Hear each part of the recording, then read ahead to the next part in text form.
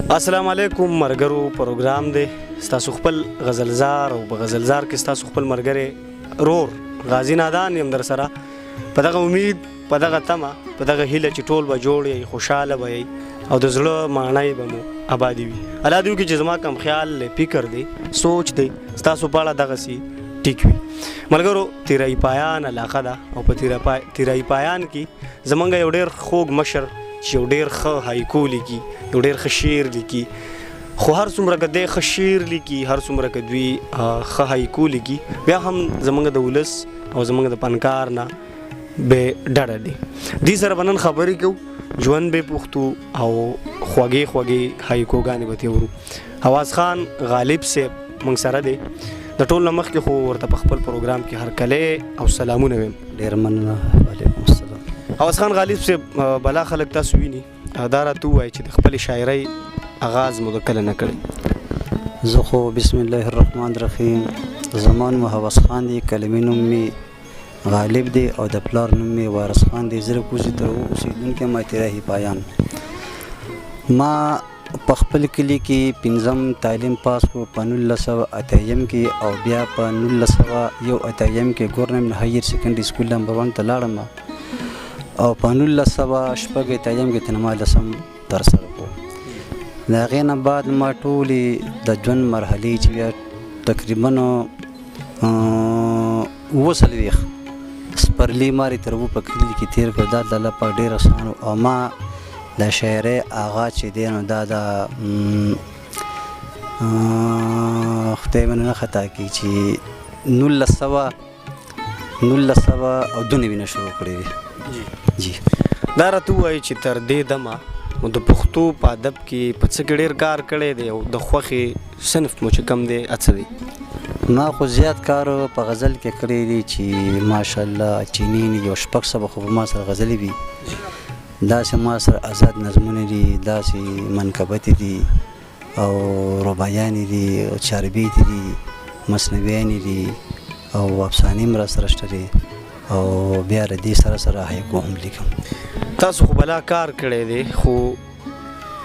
زه دغه خبرو سوچ کې واچولم زما یقین راغی چې کیدای شي چې ستاسو کتاب هم چاپي که چاپي نو نوم یې څه دی او که نه چاپي نو وجه یې څه ده او کله به چاپ کوئ چې رښتیا خبرې د بېوسۍ خبره ده هر چا د هر انسان زړه غواړي چې زما کتاب وشي خو د بېوسۍ د وجې زموږ کتاب نه دی چاپ شوی د بېوسۍ د وجې نه زموږ کتاب نه دی چاپ شوی د ewaz خان غالب صاحب خبره تاسو واورېده او دغه خبره باید تاسو نوٹ کړئ او ځان سره یاد وساتئ او باید څه کول پکار دی د دې شعر څومره زورور دی نو آیا موږ که دغسې خلکو له لاس ورنکو نو دغه شعر به ډېر شاته پاتې شي زموږ پښتو ادب به ډېر شاته پاتې شي ewaz خان غالب صاحب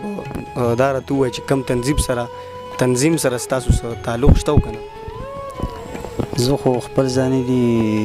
په جګیا روډ باندې شګیا کورونه دي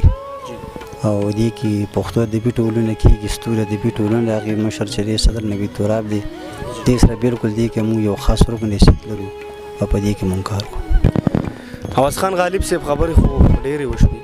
اول به راته رباعیانې وایې که غزل به راته وایې که چاربیته به راته وایې د خپلې خوښې چې څه یي هغه راته ووایه زه وایم چې اول به مرګرو ته هایکو وایو او انشاءالله تعالی چې خوښې به یې کېږي زوی ته غوسه شوم ښځې برند راوکته راته ویل خوښ په دې بېګاله شمه نو هغه شپه مې بیا جومات کې وکړه او بل دې کاغذ باندې راسره شته دی بخښنه غواړم ځکه چې زباني حافظ لږ ډېر زیات کمزوري وي ډېر زیات ګډوډېږي سړی چې نوې مینو انتظار کې ناست و رانغې یار لمنې وسنډله وی مړه داسې دوزګارو کار دی بله داسې دی چې نښه تنقید مې خاجي نښه تنقید د مې غزل چې کېښو اوس یې پټۍ رقم کوم زخم وکړم په پټو سترګو یې په چریزو ویشتو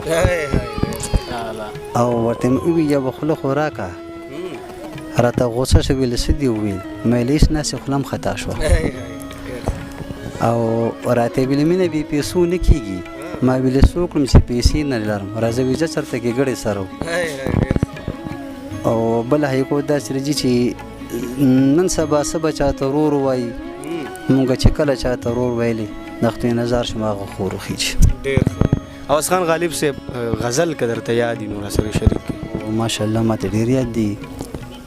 یو غزل لیکي چې د هغې مطلب چې په دې ډول دی چې ګورې په عین کې د کتو محتاجنې دي مه توره وسترګې د رنجو محتاجنې دي. او شعر داسې دی چې میږ د ګلونه دي په تور اوربل کې یاره ته میږ د ګلونه دي په تور اوربل کې یاره ته ستا زلفې کمسې د رنګینو محتاجنې دي. او را چې پسرلی شي کلی وسپړي ګلونه شي را چې پسرلی شي کلی وسپړي ګلونه شي شونډې کلی ستا د پسرلو محتاجنې دي. او راغلی مې خواران دي ساقي تاله مې ګدې ته چې راغلی مې خواران دي ساقي تاله مې ګدې ته چې سرې سترګې ورواړو د پیالو محتاجنې دي. او مکتب په دې ډول دی چې زمکه لیونو ته وي بستر حواس غالبه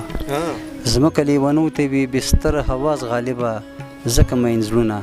د بنګلو محتاجنې دي. ډېر زبردست عوض خان غالب صاحب یو څو شعره یو څو چې تاسو ته یاد یې هغه راسره شریک کړئ بیا به اجازه تلو. زه خو ویم چې یو غزل به درته ووایم غزل ویم چې بالکل خوږ شو کسې مې چې ټوله شپه جړېږم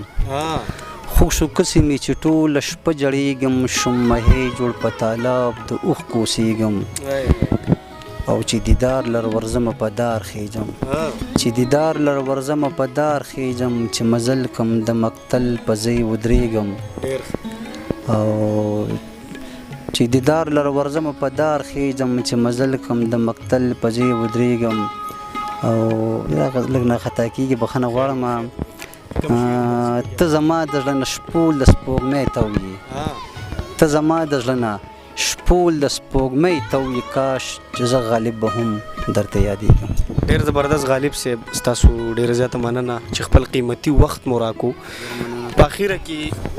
زموږ دغه مینهوالو ته څه پیغام ورکول غواړئ نو زه به د زلمي کل د رامیسز او داسې پیغام ورته وکړم چې خپلو کې مینه محبت ساتي تعلیم سره مینه محبت ساتي د ټوپک تماچې د دې نه نفرت وکړي د دې په ځای پن قلم دا یو بل له ډایلی ورکوي ځکه چې یو شاعر ډېر ښه ویلي دي چې دا وخت د محبت دپاره هم زموږ کم دی حیران یم چې نفرت ته خلک څنګه وزګارېږي. ډېره زبردست او ډېره زیاته مننه ستاسو چې وخت مو راکو. دا زموږ ګران مشر عوض خان غالب صاحب و د تیرای پایان چې ډېر ښه شعر لیکي په ایکو کې کار کړی په نظم کې کار کړی چاربیته کې کار کړی دی په غزل کې کار کړی بلا کار یې کړی دی خو د کتاب د نه چاپ کېدو وجه تاسو ته هغې په خپله هم ویله چې بېوسي ده نو الله دې وکړي چې د دې دغه بېوسي ختمه شي. الله دې وکړي چې زمونږ په دغه اورېدونکو کې په دغه کتونکو کې داسې څوک راپاسي او دې سره مرسته وکړي او د دې دغه کتاب چاپ کړي. الله دې وکړي چې دغسې وشي. الله دې وکړي چې دغه پروګرام ستاسو خوښ شي. په اخره کې زموږ ګران ملګری عوض خان غالب صاحب زمونږ ارمان باچا صاحب کیمرامین حضرت علي ظهیر صاحب او غازي نادان په دعا کې یاد ساتئ. د خدای